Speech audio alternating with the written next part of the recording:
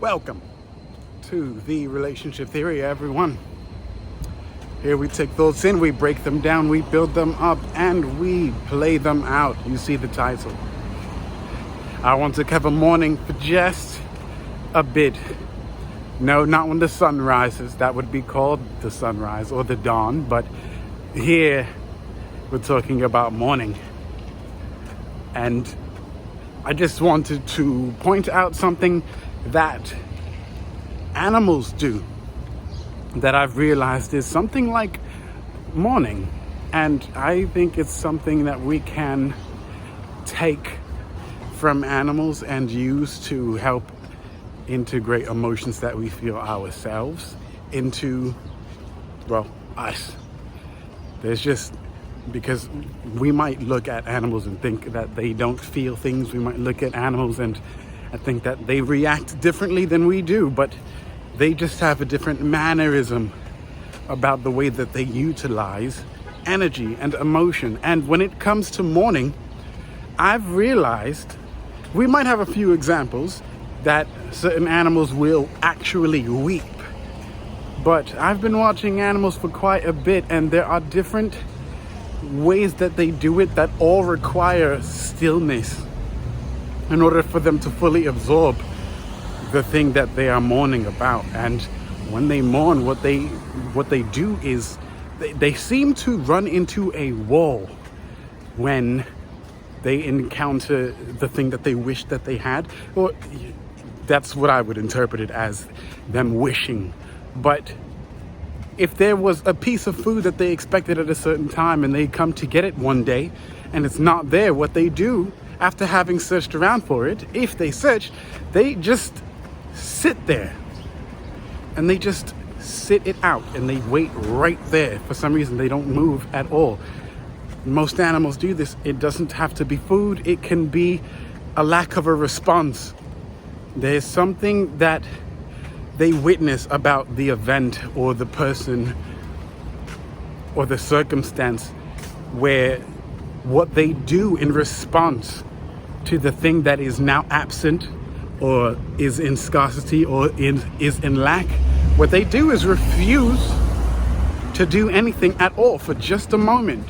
However long that moment takes, they do nothing until the time has passed. And I think that's so interesting for the very simple fact that the way I interpret it is they imitate the absence by being absent themselves. And if I were to dive deeper into that, them refusing to give life to what does not exist, it sets internally, it sets an internal stimuli that allows them to move beyond the absence of the thing that they would have otherwise acted like was there. So they give no energy to what has no energy, and then they go about their lives. And I think that's something really important, because as humans, we might want to give energy to things that we know don't work. Maybe it's that relationship that we wish if this person could just love me, if this person could just say the thing that I want them to say, if that job could just come through the way I need it to come through, if my friends could just talk to me, if we give way too much energy to dead things with if energy, and if energy suggests that we have options. So the question I would love to pose to you when it comes to mourning, you know that the thing is dead.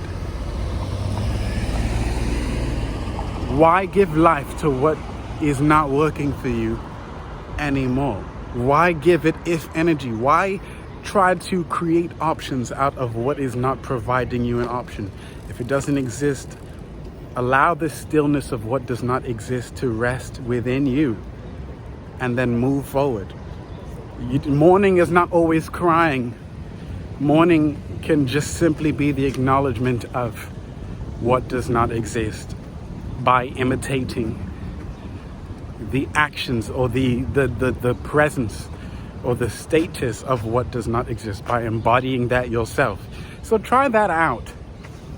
Try to help yourself acknowledge what does not exist anymore by refusing to give it any energy. And then see how your day works. Maybe you have no friends.